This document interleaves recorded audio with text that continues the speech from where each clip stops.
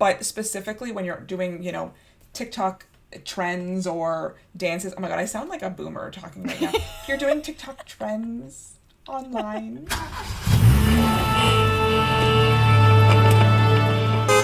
Hi everyone, welcome back to Off to Broadway, the podcast where we deep dive into anything and everything musical theater. I'm Tara. I'm Stefania. And in today's episode, we're talking about Beetlejuice, the musical. Why are we talking about this now? Because it's currently on Broadway. And 100 years later. Yeah, 100 years later, because this opened so long ago on Broadway. We saw the tour production here at Mirvish. What month was that? June? Yes. June? I think it was like the day after my birthday, so it must have been around that time. It was. Yes.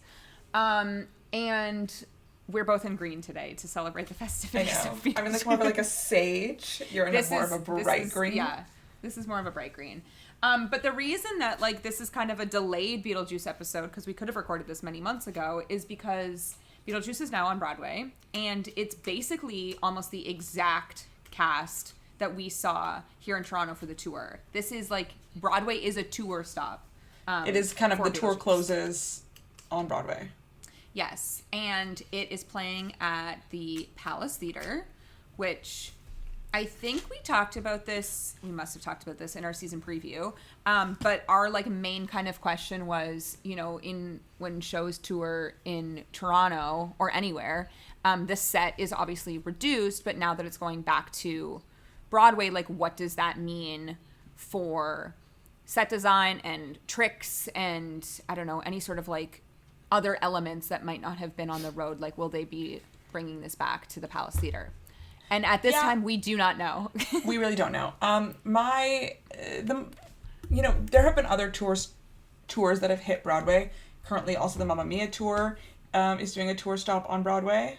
They wouldn't want you to call it that. They're saying, returning for a limited engagement. But it is also, we saw the Mamma Mia tour last year, almost around this time, and it was a tour stop. And it's the same cast. I think they upgraded the set a little bit. They got new wigs, we heard. Yes. Another example is the Percy Jackson musical, Lightning Thief. We saw it here. I know. We saw it here. Little hearts for Percy Jackson.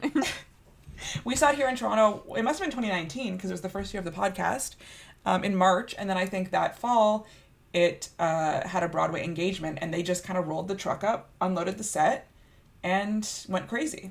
And then they were denied at the Tony Awards. I know. That was also crazy. Not to like, that actress who played Annabeth was in MJ the Musical. Did you know this? No. Who was she? Oh, was she the MTV woman? Yes. Wow. I know. I realized this after. Such a different MJ Musical role. was also just here. Another airtime for this musical on this podcast. Anyway, goodbye MJ the Musical, never to be spoken of again. Yeah. Well, maybe eventually, but like maybe see. when we get to like A Beautiful Noise next year, we'll kind of compare, the jukeboxes that we've seen. Yes. Maybe it will come back out. That will give us some airtime for Summer, a Donna Summer musical as well. Never enough airtime for Donna Summer. For Summer, the Donna Summer musical. I am on the Beetlejuice website, and Please. I'll say right now, because like we are pre-recording this, so we are recording this on October 6th. Beetlejuice opens on Broadway on October 8th, but when you're listening to this, it's already been open for like a month. But what's so interesting to me is that like I clicked on the calendar, they're doing like fun things every day. So just in the month of October alone, the first performance is on October 8th. Then on the 9th, there's a costume contest. On the 10th, there's Playbill Presents Beetlejuice on Broadway at New York Comic-Con. I'm pretty sure that's what it is. Mm-hmm. Then on the 11th is a Schmackery's giveaway. Then there's an audience rewards takeover. There's a Shriek Night giveaway. It seems like every Tuesday there's a Shriek Night giveaway in the month of October.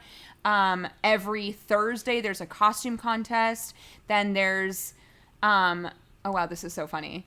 October 2025 is 41 days of October on here. So October 30th is the costume contest. 31 is Halloween 1. 32 is Halloween 2 and 3. And then we go all the way to 41, which is the final day-o. And I'm just like, you know what? I love that they're having fun with this. Yes, because I just like authentically got excited over a show that I'll never see again. You know what I mean? Yes, you've seen. Well, let's talk about our experience with it. You saw Beetlejuice on Broadway, the original cast, right? I did, but also let's go further back. Beetlejuice is a movie that I love. Like, we are big Michael Keaton fans in my family. And this movie is one that I saw as a very young kid. I'm pretty sure my parents have it on like VHS.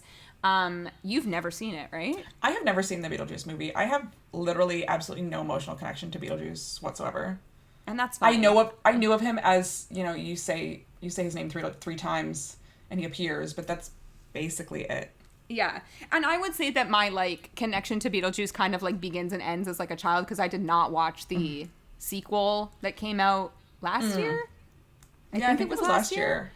And I have no idea, but it's just like that movie is like iconic. Like Winona Ryder, like young Alec Baldwin and Gina Davis are in this. It's just like, it's a good spooky movie, and like it's probably like too well acted for what this is. I would say like Michael Keaton's performance as Beetlejuice is like really one that should be studied for future villain comedy, like horror in quotation movies, because it's really not that scary, but like as a little kid, like there were moments of it that was scary. So that's my like earlier connection to Beetlejuice. And then I saw Beetlejuice on Broadway with the original cast with my mom in August of 2019. It was at the Winter Garden before they were evicted from the Winter Garden, which we'll get into a little bit later. But that original cast had Alex Brightman as Beetlejuice, Sophia Ann Caruso as, I always forget if she's Lydia or Delia. She's Lydia, right? Lydia, yeah. Lydia.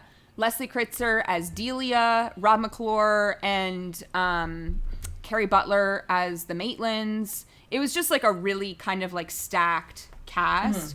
And Alex Brightman, although he'd been in like many things before that, like everyone kind of associates Alex Brightman with like this nowadays, I would say. And also like they're using him for all of the promotional materials currently for Broadway, even though the Beetlejuice that's going to be there is Justin Collette, who we saw, Canadian, shout out. But yeah, when I saw it on Broadway, like I thought it was really fun. And the Winter Garden is as we've said a billion times on this podcast, a massive, massive theater. It is so wide.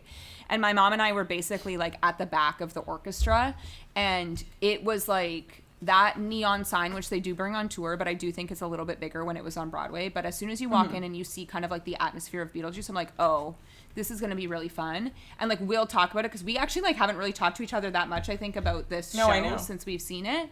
But way raunchier than what I was expecting it to be. I thought when they put Beetlejuice on stage, it was like, oh, this is going to be a musical for your kids and family. For family. And I actually don't think that it is. So that's my like small history with Beetlejuice. And then obviously I saw it here on tour. You know what I just remembered? We were in New York. It would have been that time we went in 2019, and we were in the elevator to our room. Yes. And there was a family, and there was like a little boy, maybe like 10, and he's like, that was the best musical I've ever seen, better than Hamilton. And we're like, what did you guys see tonight? And they're like, Beetlejuice. We're like, really? Yes, I forgot about really that. Hitting the 10-year-old demographic really well. Yeah, for me, like I said, I'd never seen the movie before. I had, I guess, a cultural awareness of Beetlejuice. I knew of the musical and I'd heard some of the songs, but my first time seeing it was this past summer, this spring, at the CAA at Murbridge Theatre when it came on tour. I did a tour stop in Toronto. And so I went in fairly cold, fairly blind, I guess. Honestly, I thought it was pretty good. I think it's pretty good as a musical. I agree. I think it's a pretty strong like musical comedy. I think it knows its tone extremely well. Yeah. Which, you know, is something that we talk about like all the time when it comes to musical comedies, is like getting that tone correct. And I think that they really nail it with this musical. And something with musical comedies that's like hard to do, I think, but everyone that's been like successful, I think, finds ways to surprise the audience, I think, like catch them off guard a little bit. And so I think I think they're really successful in doing that with, you know, some of the shock value of what they're saying, but also, you know, the improvisational moments, the referencing of, you know, topical pop culture things, or especially on tour, local, you know, sports teams, or I don't know, just being able to relate it to the audience, and like the character of Beetlejuice really is able to kind of play around and catch the audience off guard more than anyone else. 100%. I'm just going through kind of like the road to Broadway here. Please. So they did their out of town in DC in 2018. Same kind of like crew here, like Alex Timbers directed, which, you know, we will repeat what we said in our Just in Time episode, but I know. this really has Alex Timbers written all over this. Yeah. And then, you know, like a scenic design by David Corns, and then I think it was pretty much the same cast. Yeah. So the cast included Alex Brightman, Sophia Ann Caruso, Rob McClure, Carrie Butler, Leslie Kritzer, like all the same people. And then it was on Broadway. Yeah, go ahead. I was going to say, I'm reading on Wikipedia that they did a workshop with, or a reading with someone in the title role. Do you want to take a guess? My least favorite actor. Your least favorite actor? Like your least favorite Broadway actor? Yeah. I need another hint. Okay, I'll just say Christopher Fitzgerald did a reading as Beetlejuice. That's like, you know what? I see it. I can see it. I see it. Yeah. That's funny. But yeah, they did I think the first reading had him, and then they kind of settled on Alex Brightman later. He did a bunch of readings for it as well. Anyway, go on. What happened on Broadway, Tara? So then it went to Broadway in that was important information. So then it went to Broadway in 2019, started previews March of 2019 at the Winter Garden. And then is when kind of like there was drama, because technically the Broadway time period says 2019 to 2023. However, in that time period, obviously we had a pandemic, so things shut down for a while. So true. And they were evicted from the Winter Garden. Scott Rudin did that. Yes. But so what basically happened here is that in 2020, in was it February 2020? I'm not sure exactly. I guess June 2020 is what I'm reading here. There was a contract, like there was a commitment for the Music Man to be part, I swear at the time it was like a Schubert Theater, but we didn't know which Schubert Theater it was. Yes. I like want to flash back to like that time period because there were so many amazing statements. There's a lot going on. So if I remember, Music Man stands for a Schubert Theater, but people were looking at the seating maps because you could buy tickets, and people were like, this is the Winter Garden. This is the Winter Garden. And so people were like, but Beetlejuice is in the Winter Garden and is selling well. Let's like flash back even further. Please, flash it all the way back. So we get the Tony performance from Beetlejuice, which was iconic. That like Alex Brightman made it's the whole Being Dead thing, right? I think is the number that they do. They kind of rewrote the song. Exactly. So it's the opening number of Beetlejuice. They do this like iconic Tony performance, and everyone was like, "Guys, should we go see Beetlejuice? Like, I think this is a really good show." And then they do Macy's Thanksgiving Day Parade, and same thing. Maybe it wasn't Macy's Thanksgiving, but maybe it was. It was some sort of like morning show situation. They did the same thing. They rewrote that opening number to have the words like authentically fit the place that they were at, and everyone became obsessed with it. And at this time, as you're saying, like we see the seating map for this, and everyone's like, yes, this is the Winter Garden, but how can this replace Beetlejuice? Because as you said, it's selling like incredibly well. And also there's the word of mouth was announcement crazy. Of an end date. Like zero announcement of anything. Anyway, go on. Yes, so it turns out what happened was in order to make room for the Music Man, the Winter Garden Theater, the landlords, I don't even know who owns the Winter Garden? Well, it's the Schuberts. Oh, the Schuberts, okay. The Schuberts invoked a clause in the contract that said that if during any week they made below a certain amount, that they could be, evicted, or, their contract with them could end. And they used, it seems, a week from very early in the run to put this clause into effect and to kick Beetlejuice out of the Winter Garden in favor of the Music Man starring Hugh Jackman, Hugh Sutton, if you will. And remember like the posters were just like Hugh Sutton?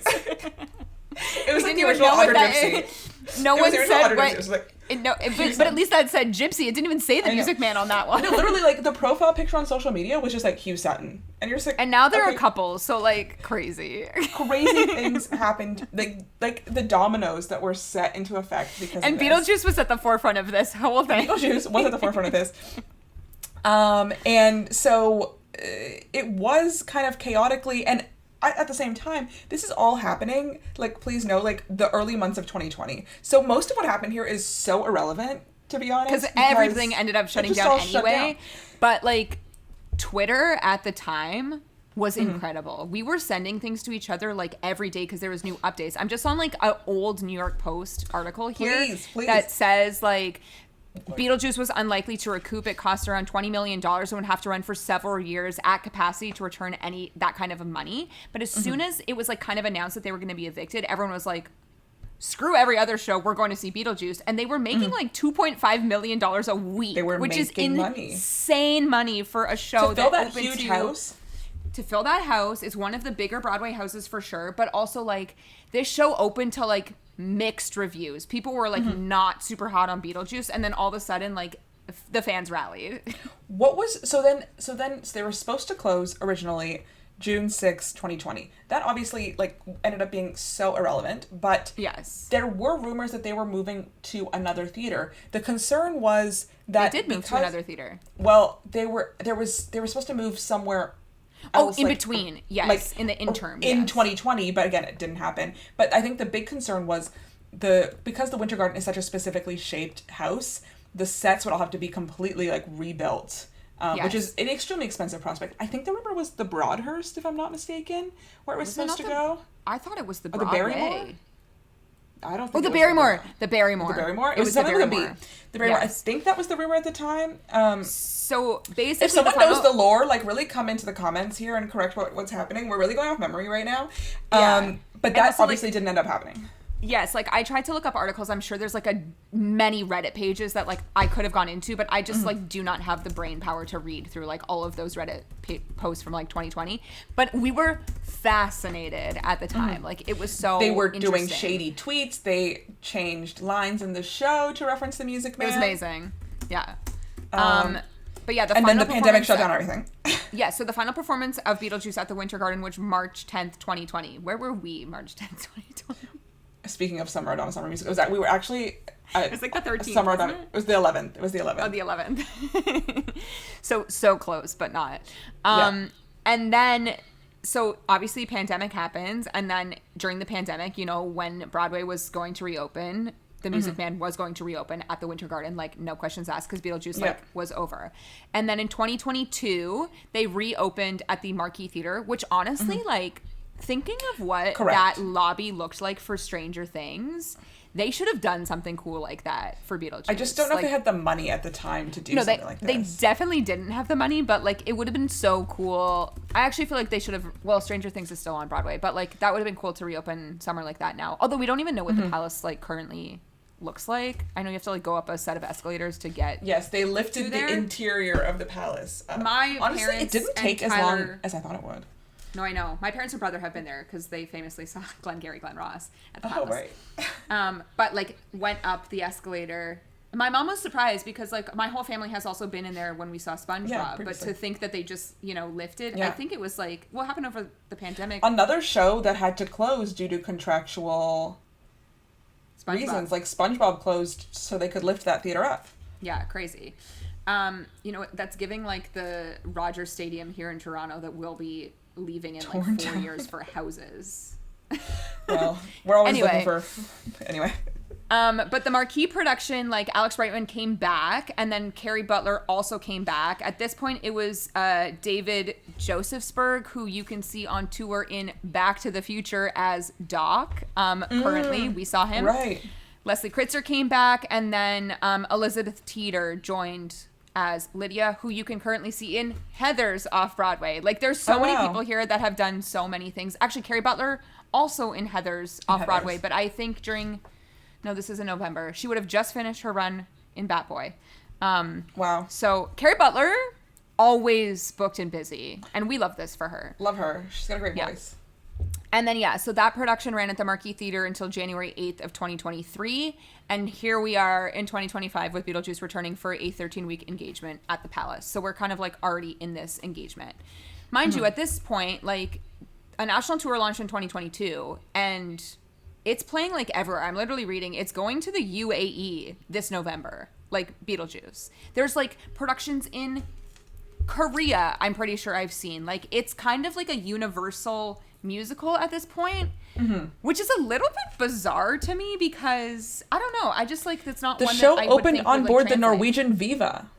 Wow. I know. A Japanese version of the musical. Yeah, like it's playing in Abu Dhabi like this November. It's playing in Singapore in January 2026, starring Andy Carl. Oh, we did know that. We actually did know that, didn't we? We discussed this. Did we on know Andy that? Carl. I feel like he's always doing a random production. Not Andy Carl. Like, can he not work? And then there's a non-equity US? tour starting next February. Oh, they're moving to non-ec. Sorry, everybody. Yes, that's just kind of. Oh, and like how it also, goes. sorry, the biggest news of all is they are opening in the West End next May. That's the newest news. That is very exciting, actually. That just happened like a couple weeks I wonder ago, maybe what last they'll week. do casting-wise for a West End production. Yeah. So all that to say, like, since 2019, the show has had a pretty large life. And I also think, you know, as we spoke about on Death Becomes Her, it really was revived in 2020 on TikTok. Like, everyone was using those Beetlejuice sounds. Everyone, including me, was doing a Beetlejuice makeup tutorial, Beetlejuice which is makeup crazy. You know, the pandemic was an interesting time. I was compelled to do a makeup tutorial. But yeah, like everybody at Halloween, I feel like clockwork, it's this time of year, I'll see people do a makeup tutorial and they're using the like Beetlejuice number. I don't know. I think it's so interesting. Again, like we talked about this on our last episode, but how social media can really like prolong the life of a musical that was, like, pun intended, so dead. 100%. The whole being dead thing. Yes. Welcome to a show about death. Is that the show? Yes. Yeah. So many shows about death. True. Yes, I do think, you know, we always talk about the Gen Z impact. I don't know if we do always talk about the Gen Z impact, but we're going to talk about it today. Recently we've been thinking about at least the Gen Z impact on shows, and I think Beetlejuice is one where people like latched on online to specific sounds. I also think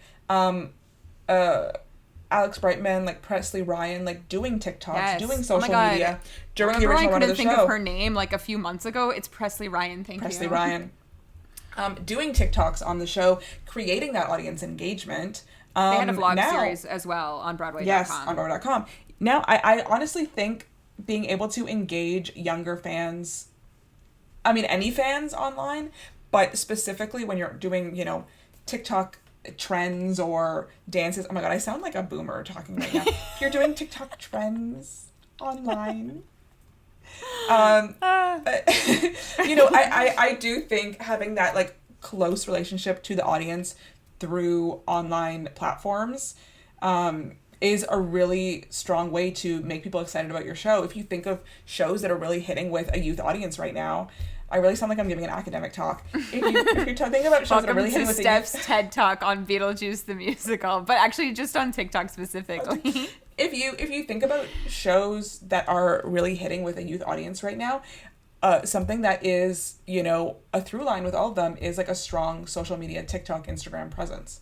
Mm-hmm. It's very interesting, and like I don't think that this is necessarily new. It's just, you know, so much more exposure to it when like everyone can post within like seconds, and yeah, I don't know. I find that like for people like us that have been interested in like this world for so long, that like all of these sounds just go viral. I'm like, this is crazy to me because like the rest of us just sit and listen to a cast recording like a normal person. Here everybody is like, I don't know, lip syncing to a random song from Beetlejuice. It's just interesting to me. I guess let's talk about the show in general. Like, as you said, like you liked this. I also like this. I think it's a pretty like good musical. I wouldn't say that it's like like verbatim interpretation of like the movie, because I think they kind of like go off on their own way. What I've heard is it's similar to the animated show. Yes, I've heard, which I'm also unfamiliar with. Seen. Yeah. But I think the animated show is kind of about like Lydia and Beetlejuice going on adventures together, which is kind of what this musical ends up being. Yeah. Like, I mean, the relationship is at the core. The basic synopsis of Beetlejuice is that this demon like needs to be summoned, and there's a girl that like recently lost her mother. She lives with her dad, but she like hates her life, and they move into this like house that these other people lived in, but they died. Beetlejuice killed them basically, and then their ghosts haunt, in quotations, the house, and like things ensue. There's like drama, ensues. There's like magic, there's fire, there's Beetlejuice is trying to come back to life by having his Yes. name said 3 times. Yes. And so he's trying to recruit different Did you people hear to do that for sound? him. So he tries with, Barbara and Adam. He tries with Lydia. There's just various avenues he tries to take. At the same time, Lydia is, grieving her mother. Yes. Dead Mom. What a song. Actually, let's like start there, because I do think that the score is like pretty good for this musical. It was written by Eddie Perfect, who, he's written some not like awards worthy things like King Kong. But then he's also Australian. He's Australian. But then he also starred in 9 to 5 in Australia. Okay, I was reading that his he was Wikipedia supposed page. to star in 9 to 5 in 2020, but I don't think it ended up happening. He did play Beetlejuice in the recent Australian premiere of Beetlejuice. Oh. So, Okay, great. Fun. He's like friends with Tim Minchin, so that kind of makes sense. Sure. I guess. I don't know, what would you describe this score as? Like, if you were to put a genre to it, what would you say? Sorry, Pop to put you on rock. a spot like that. Pop rock. Like it's a little bit rocky, but I don't know. I do think they do try to add in elements of like the Danny Elfman movie score, which is like honestly so iconic. The theming of Beetlejuice is so good. I will put in like the Danny Elfman score, and then also put in like how the show kind of opens up. It's like so specific, and so when you hear it, it's just like, oh, that's from Beetlejuice. So I do think they tried to like replicate that for certain things. But then, we have songs like Ready, Set, I think that's what it's called, that the Maitlands sing, that's kind of like pop, like cute pop. Yeah, I just love like that song. a regular theater song, just like a classic theater song. To represent that they're just normal, regular people caught up in this silly thing. But I would say, like, in terms of music, probably, like, again, as we spoke on earlier, like, the whole Being Dead thing and the way that they sometimes, I guess, improv the lyrics. Even in Toronto, I'm pretty sure he's had a Toronto-specific line for us during the whole Being Dead some thing. of the sports teams or something. They love to reference a sports team in Toronto. Everybody loves to reference a I'm sports team sure in every Toronto. city, but I'm sure they do it in every city, but I live here. I love the song Dead Mom. I've spoken about this previously on the podcast. I'm pretty sure I've used it as an obsession. I also think, like, on that cast recording, Sophia Ancaruso's voice is so good. She's kind of, like, rocky toned. My favorite song is Home in Act 2.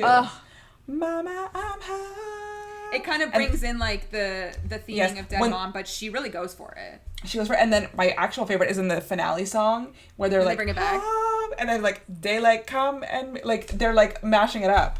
Yeah, I think the score. score is, like, it's very good. We talked about in our Just in Time episode the Girl Scout song, because there was, an Alex Timbers signature moment in that song with a disease that, like, a heart condition shuts down. With, like, the lighting. I wonder if we can find a video I just of all wish these. that, like, I'm just like, I'm sure there's bootlegs of all. Oh, maybe not. I don't know about Just in Time. It's like almost too new. That's such a Just in Time's specific hard to moment to like bootleg, unless someone has like. well, we did actually see someone bootleg it. Remember that? Yeah, we did. And Just in Time, we talked about this the whole time. The guy was fun. I just wish that, like, for anybody listening, that, like, there's many moments when it would be, I think, fun to sit with us in the theater, but if you could only be there for when Steph and Shara sat in front of me and my brother Corey at Beetlejuice, and during this moment, she turned around as fast as I've ever seen her turn. just stared at you. We didn't even speak, but we both knew exactly what each other was thinking, and what we were thinking was, Alex Timbers, what is this? Please. Get a new trick. Get a new trick to represent illness. But that was so funny. I was just like, you're like, And it's so early in Act 2, and we had just, like, talked to each other at intermission, and then, like, it was the silent turnaround and the reading of each other's mind that was crazy to me, because I'm pretty sure Corey was like, what happened?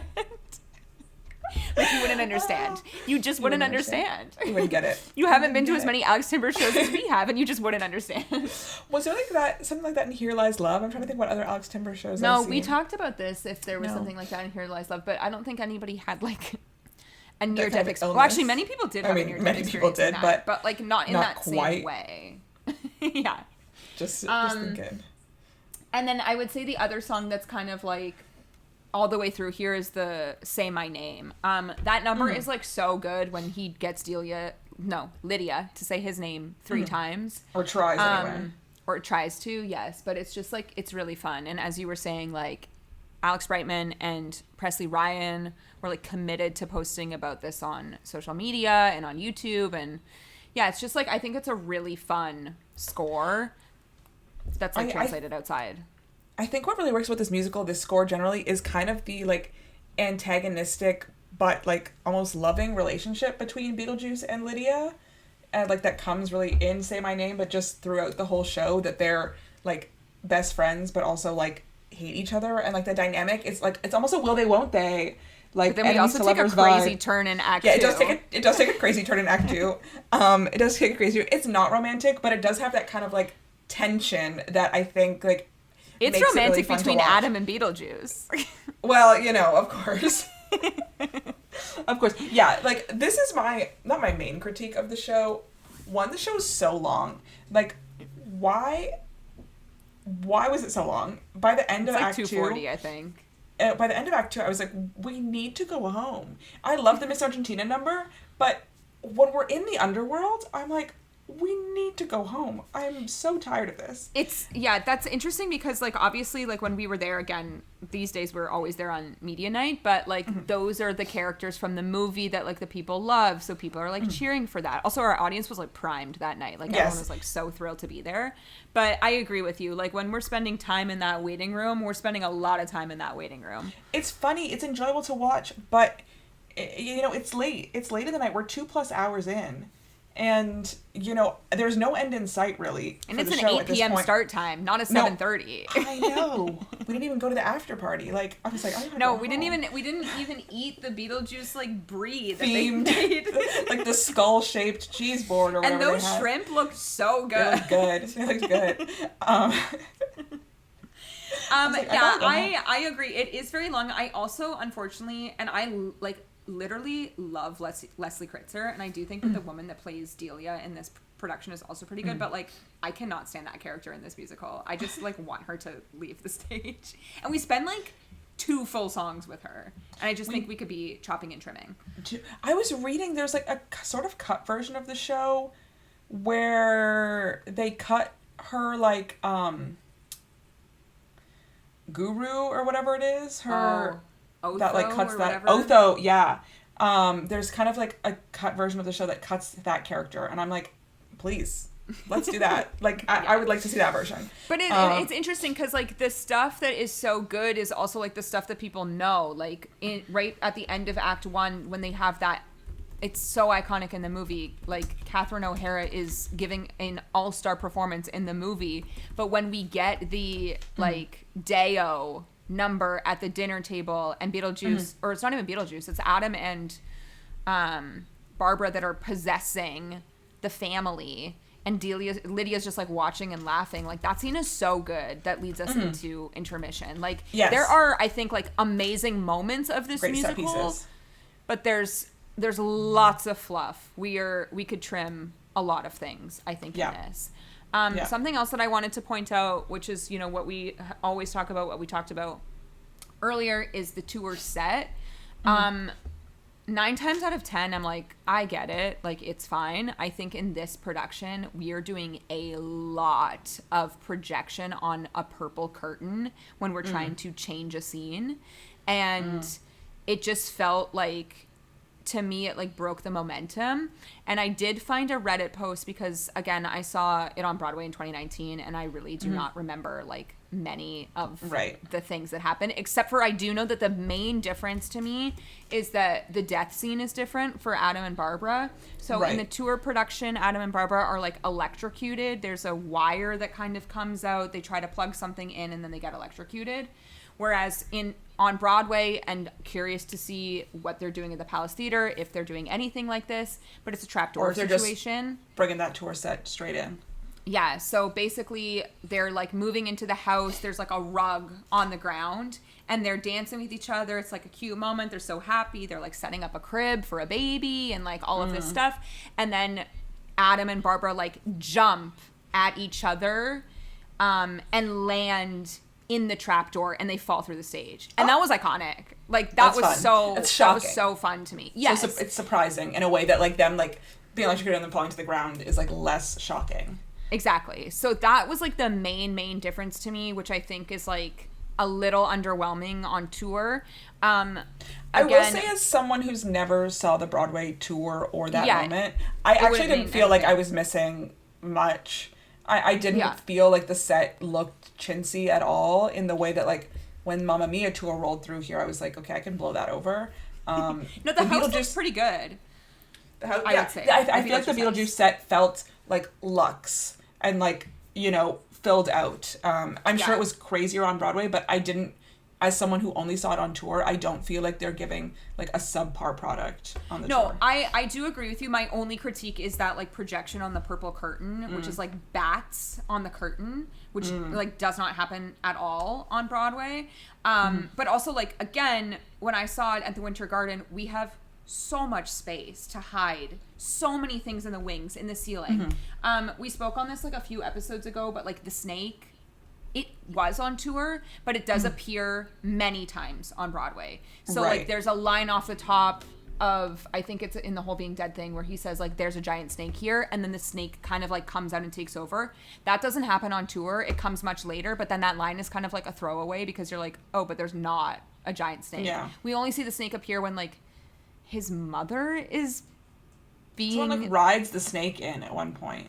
Beetlejuice rides the snake in at one point? He's wearing like a cowboy hat, yes. I had heard that the snake was having issues during the Toronto stop. It broke. There's a Reddit post about this. So there were many nights where there was no snake or reduced snake content. I actually think the night that my parents saw it, which was like the very first preview in Toronto, the snake hadn't even like arrived yet from the last tour stop situation. So that's like one of that. Also, I'm pretty sure the snake on Broadway, like it opened up to reveal another snake inside of its mouth. It was just like much bigger, the set design. Grander. Who was it? Was this David Corins? David Corins on the set. No, it's David Corins, yeah. The other thing too is that there's the Beetlejuice number, the like, hi, I'll be your guide, I'll be your GUI, whatever, whole other side. So on the tour set, it's kind of like a like Funhouse Beetlejuice-esque like cardboard cutout, and on Broadway it's like huge. It's like a big giant Beetlejuice that comes from the trap door, and it's like very exciting. Wow. It just felt like, I think when I saw it, I was like, oh, whoa, like, this is obviously, like, tricks for tricks' sake, but, like, it's working on me as an audience member. And, well, when you're adapting, like, a Tim Burton, when you're adapting, like, a Tim Burton 100% movie where, like, the aesthetic is so tied into, you know, the movie, and there's such a specific aesthetic, you know, you want to kind of add, like, elements that really, like, pay tribute to that. Yes. So I think it does make sense in this case. There's much more. Also, sorry, we were saying snake. It's a sandworm, but like same. Sorry, whatever. Also on Broadway, a lot more like pyro. There's like lots of fire. There's like sparks happening everywhere. It's just like things that you can do when your show is set up there to play for months and months on end versus what I mean. The tour stops here are actually much longer than they are in other cities. We get typically like.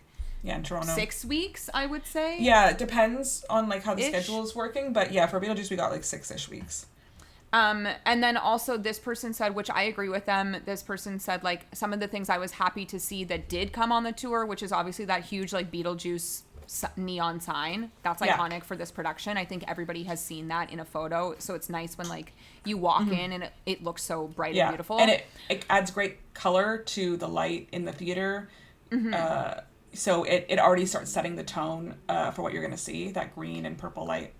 Yes, and then the other thing they said was that, like, Barbara and Lydia levitate, which they do here, too. Specifically in that, like, final number, Lydia, like, attaches herself to the stairs, and it's obviously, like, a lift. situation. Like a little cherry pickers type. But, like, it's a cute, fun moment. She's finally happy. Everyone's singing, daylight coming, we want to go home. And here she is singing home and levitating. And it's, like, it's very sweet. It's very wholesome. So, like, again, as you were saying, like, super, super, like, minimal things that if anyone who hasn't seen the Broadway production, like, wouldn't notice. But I do think as, like, I just have to point it out for sake of pointing it out. Because I've seen both. But also, like, this just reminded me when we were there for media night, like, a lot of those people that were in the theater are, like, fans. Like, they've seen Beetlejuice many times. People were dressed up. Like, this is kind of a thing that, I don't know, it's, like, exciting, I think, when a show, again, as we said on, like, social media, but when a show has, like, such a large fan base and people are, like, so dedicated to tell you, like, why they love it and show you via their, like, costumes, like, why they love this so much. Yeah. Yes. It does have a passionate fan base from the movie, and that translated over to the musical as well. And yeah, like, the opportunity, even with, you know, we were reading up the events that the Broadway show is going to do. Toronto, they encourage people to show up in costume, dressed like Beetlejuice. Like, whenever you can create those, like, added elements of excitement, I think it's just, and, like, not all shows obviously are equipped to do that. Like, I don't know, I'm not dressing up to see Ragtime, you know what I mean? But, like, imagine. But sometimes you have a show where that, like, kind of audience participation like we spoke and engagement is exciting. Yeah, like we spoke about this on, I think it was the Death Becomes Her episode of, like, you know, transferring, not transferring, whatever episode we were talking about. I don't even know. Maybe it was Telltale Harbor. Whatever it was. But I think of, like, you know, a show like Heathers that's off Broadway, like, people are showing up, like, in their scrunchies because, like, why not? Their little plaid skirts, I love their that blazers. stuff. I think that's so fun that, and also, again, we spoke about this in the Broadway season preview, but the fact that they're opening now and are open and we're open over Halloween, that is so iconic of them to be able to do that. And whether, we don't know what this means for, like, awards. We've said this before, if anything, because, again, this is, like, a 13-week limited engagement. But, you know, to, like, come back for one more time and get people to get excited about this, I think is, like, never a bad idea. Sure. If the theater is empty, who cares? I know. It's over the Halloween season. I don't think it will be empty, though. I think this is a great tourist show for name recognition. It's also a pretty good cast, I think. Yeah. So, like, let's talk it, because it's basically the cast that we saw, like, Justin Collette, who has been playing Beetlejuice this whole tour.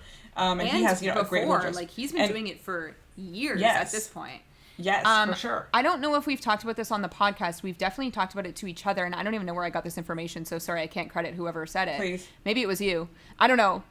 But to do that Beetlejuice voice, he's talking at a super, super low volume, and they're, like, boosting his microphone because the sound. For anybody that doesn't know, every person that plays Beetlejuice is putting on some sort of a voice that sounds like you are ruining your vocal cords, to be very honest. I think different people have, like, different versions of the Beetlejuice voice, but yes, his is, I think, fairly similar in my mind to the Alex Brightman Beetlejuice voice. Agree, yeah. But yeah, it's just interesting that, like, his method, because he's been playing this character for, I think, almost, like, I think there was a Toronto Star article that he talked about. Okay, maybe. Or maybe you listened to him on, like, The Q or something? I'm not sure. No, I think it was Toronto Star article. Okay. But basically, right now, like, to be able to sustain, like, the vocal stability for this show, he speaks at an extremely low volume. And then they really, like, boost his mic in the theaters. I swear this man's been doing this for, like, 4 years. Like, it's been a long time that he's been doing this. Maybe 3 years at this point, because I guess the tour hasn't been on for that long. So I guess it's, like, 2.5 to 3 years. Exciting to us, Lydia on Broadway will be played by Isabella Esler, who is, like, reprising her Lydia role. She's done it before. Yes, she opened the tour. Right. We saw her in Life After. She has an amazing voice, and, like, hearing what we heard in Life After, I would love to hear her sing these songs. I think they'll sit, like, in her sweet spot. There's definitely videos on TikTok about this. This is the other thing. This is a show, too, from what I've seen on, like, social media, similar to, like, other musicals that have big presence on social media, but, like, people are trying to see, like, every version of, like, Lydia's, and they're, like, trying to hit, like, all of their different people. So a lot of videos about Isabella Esler online, and then the rest is, like, kind of the same. Will Burton plays Adam, who we both really enjoyed his performance. You saw him in Between the Lines. I did see him in Between the Lines. I did see him in Between the Lines. He played a funny character in Between the Lines that I think about. Justin Collette also did, years of improv comedy here in Toronto. So the Toronto run was really a homecoming for him. Yeah. A bit. And, so it's exciting to see him going to Broadway with this role. Also, am I wrong, but is the dad and the Delia, together in real life? Someone is together in real life here. I have no idea.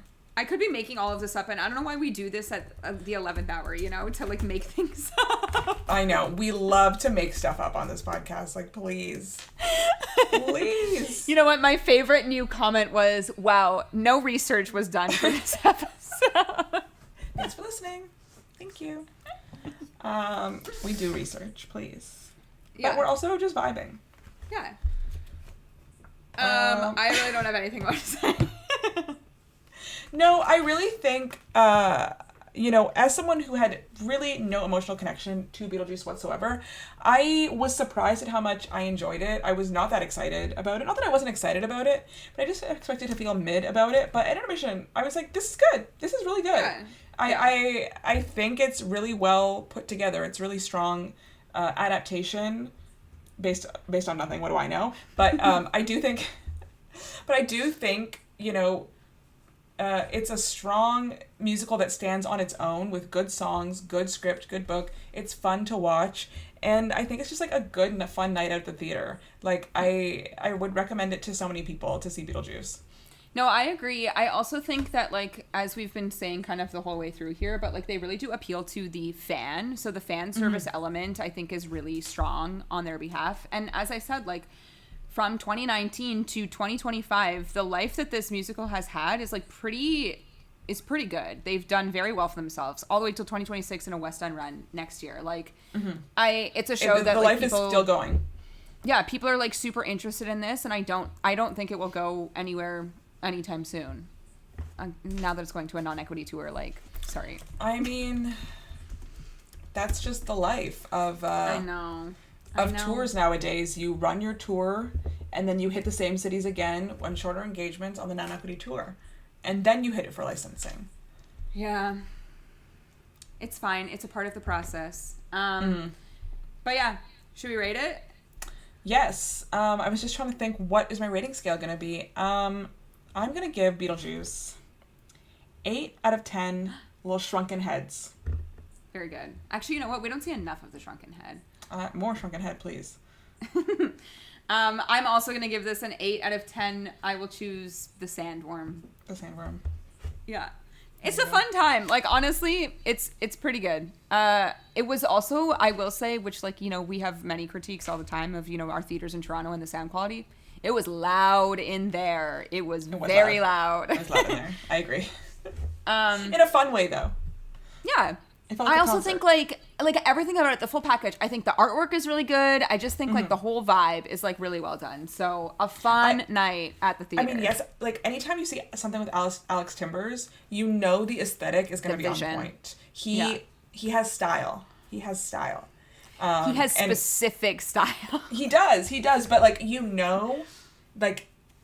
it's all gonna be tied together visually when Alex Timbers is at the helm. So no, I agree. I can't complain. Great. Well, that's our thoughts on Beetlejuice, and it's now time for our obsession of the week. Okay, Steph, what's your obsession? Okay, so yesterday at time of record, we went to see Canadian Stage's production of Slave Play, and many people who are much smarter than me have many things to say on Slave Play, so I don't really want to get into it. But my obsession this week is actually, I came home and there was a lot to process with Slave Play, and so yeah, we sat in silence for a long time together. the walk to the car, the silent walk to the car was so funny. But I wasn't done with the material. I needed more time to process, as they say, in the musical. And so I went to HBO. To ruminate. So I went to HBO and I pulled up the documentary. And it's called Slave Play, not a movie, a play. And it's a documentary about Jeremy Harris's sort of process almost, but not quite. Jeremy Harris created it. And I think what I was understanding from the documentary is that they'd gone to him to film this, create a movie, and he didn't want to do that. And And what they did was they brought a bunch of actors into like a rehearsal room, and multiple for each character, and they had them just in the room with script in hand, like play out the scenes and just kind of like go in fresh and cold and be directed. And you got to see them be directed by Jeremy, be directed by like the rehearsal director, and just kind of work through the scenes and see what kind of the motivations, and he's explaining to them, okay, you're thinking this, or they're doing this but because of this. And so it's interesting to see that thought process. But the part that like stood out to me that I've been thinking about is later in the documentary, Jeremy Harris is editing it. You actually see them editing the documentary together. Like, it's very meta in this way.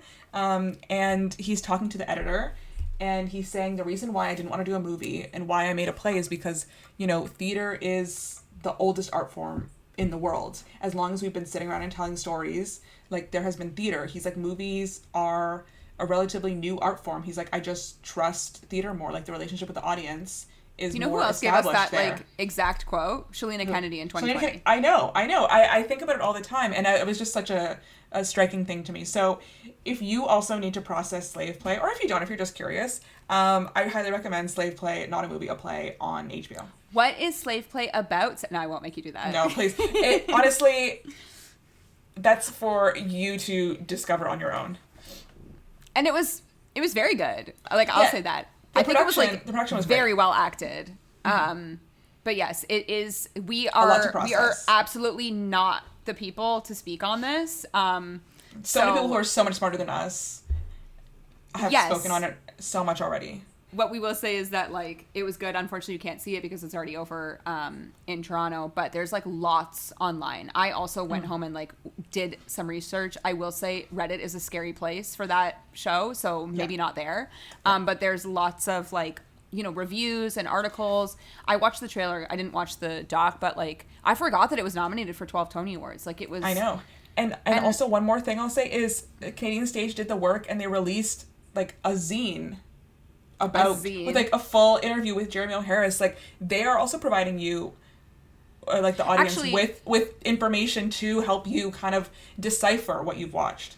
And also while we're here, do you want to just quickly say also what Jeremy O. Harris like said about this production? Oh yeah, I sent this to you on Twitter because obviously when you have this kind of high profile production in Toronto, I don't know who reached out to Jeremy O. Harris, but someone, probably a news organization, reached out to Jeremy Harris, and he tweeted kind of his response to them, and he said, PSA on the current critically acclaimed production of Slave Play at Canadian Stage. I'm so grateful it's happening and can't wait to see it there, but I'm no longer the spokesperson for the show, nor do I want to be. I'm excited and thrilled to see everyone's interpretation now. And, he showed, like, I sent a screenshot of his texts or DMs and said, this is so sweet, but I don't work on this production, so I'm not really interviewing about it. I'm excited to see this show as an audience member, though. I'm really excited that the show is finally out of my hands and other people can do with it what they will. Everyone has my blessing, but it's been almost a decade of answering questions about this show. I think it should speak for itself. And I think, like, yes, like, eventually the author must step back. Not must step back, but steps back, and it's like, okay, now it's up to different people to interpret and direct and kind of put their own stamp on it and see different perspectives. And also, if we flash back to like 2018 when this first came out, like this was incredibly controversial on Broadway, and I'm sure the line of questioning for him specifically was so like targeted is the wrong word, but like so specific about like this is a super controversial show. Like, what's your statement on this? What's your statement on this? So for it to like be out of his hands and for other people to do it, I think is like a very like fair and respectable answer to give. Yeah, like, it should, eventually, like, the death of the author, as they say, like, eventually the author is kind of irrelevant to the piece that's out. And also, one more thing, the documentary opens with that time where they were doing a talkback, and a woman, like, got up and started, like, yelling at Jeremy Harris. That's, like, the opening of the documentary. I remember this. So, and it's interesting to, I don't know, it's just interesting. It's very interesting to just see, the process, and it was a different way to represent it in that they were like showing just like not random actors, but actors that you're not familiar with who didn't play the roles on stage, just kind of read through and work through the text and see what they struggle with. Like, they kept in people struggling with some of the language or some of the actions in it and kind of being directed through it. It's a very interesting documentary. Well, I said to you when it ended, I was like, imagine being in that first, like, table read. Like, what if you're like unfamiliar with the text, like, that's gotta be so interesting to delve into, like, what this actually is, because Act 1 and Act 2 are so incredibly different. But yeah, very interesting. The other thing too, before I get to mine, is like, we've said this before, but like, Canadian stage is like doing good work these days. I think they always do good work, but I think specifically with their choices of shows that they're bringing, it's really like widening the net of, you know, a typical, I guess, theater show these days in our city. Like, they're doing interesting work. Yes, I'd be curious to be at the talkback performance of this, which I think happened like a couple days, or it's happening in a couple days from when we're recording this, but like, it would be interesting to be there for that. And wait, one actual last thing, we sat next to Jordan Lafreniere's mom, the director of the show. Yeah. And this is like, not the craziest thing that she's seen. She was really sweet. She was like, what do you guys think? I think it might be the craziest thing that I've seen, though. Yeah, honestly, hard to say. I can't remember. Honestly, I was trying to think of other things. But yeah, and she's like... There's just, like, specific things that I've never seen on stage before that I saw in this. Sure. She's like, my son directed it. I was like, oh my God! It was actually, like, she was so sweet, but it was just like, what do you guys think? Because, like, we were, by far, the youngest people in that theater. It was a matinee. Yes. It was a Sunday matinee with a subscriber audience at Canadian Stage. A Canadian Stage. You can fill in the blanks. Anyway, Tara, what's your obsession this week? My obsession this week, recently there was a concert in London for a musical that you and I both really like, which was Songs for a New World. Wow. And this cast featured Joy Woods, Jordan Fisher, Shoshana Bean, Titus Burgess, and Jason Robert Brown, like, accompanying on piano. Oh, he's always there. He cannot let it go. No death of the author to Jason Robert Brown. No, never. He'll be there forever. We'll never see the end of him. But we've done a Jason Robert Brown episode. I think you and I have used many of these songs as an obsession in the past. But there was a concert that happened. Unfortunately, you know, not enough people had a phone in the theater for that, which is tragic. But What's on Stage in the UK put out a video of Joy Woods and Jason Robert Brown accompanying her, singing I'm Not Afraid of Anything. And I just, like, I know that everybody knows this, but I actually think that Joy Woods has one of, like, the greatest voices maybe ever. And she is such a talent. And the fact that, like, another person that is always booked and busy, that girl works. She's worked. And I just am, like, so impressed anytime I hear her. She's quite young, but, like, has such an incredible voice, and I literally would see her in anything because I think she is so, like, stupid talented. She also recently was in, like, Toby Marlowe and Lucy Moss just did a show at 54 Below, and she sang solo I Don't Need Your Love. It's iconic. Like, it is so good. And she's doing, like, the harmony lines that you don't get to hear because we always hear her singing with, like, five other people. And it's just, like, what a talent that we have in an actress on Broadway. And I cannot wait to see what she does next. So my obsession this week is this, like, very brief clip of Joy Woods. Actually, I think it's the full thing. But, like, you know, it's all over TikTok, of Joy Woods singing I'm Not Afraid of Anything, a beautiful Jason Robert Brown song from Songs for a New World. So, yeah. That's our obsessions. That's our thoughts on Beetlejuice. And that's it. So if you happen to be in the New York area, like, go see Beetlejuice on Broadway, I guess. There are rush tickets, actually. This just happened, like, today on episode record day, but obviously it's been playing for a month. But there are rush tickets and lottery tickets. I think it's, like, $49 in person and, I believe, like, telecharge rush. I'm assuming this show will be a TKTS mainstay, but you'll have to fill us in when this episode comes out in November. But yeah, if you want to listen to any of our other episodes, you can do that by subscribing to our podcast wherever you listen to podcasts. You can also watch us on YouTube. Don't forget to subscribe and leave us a comment. I actually think we talked about Beetlejuice in our Spooky Musicals episode so many years ago. So, like, if anyone goes back and listens to that, like, let us know. And if you want to follow us on Instagram, it's at Off2BWay Podcast with the number 2, or on TikTok at Off2Broadway. And we'll see you guys next time. Bye.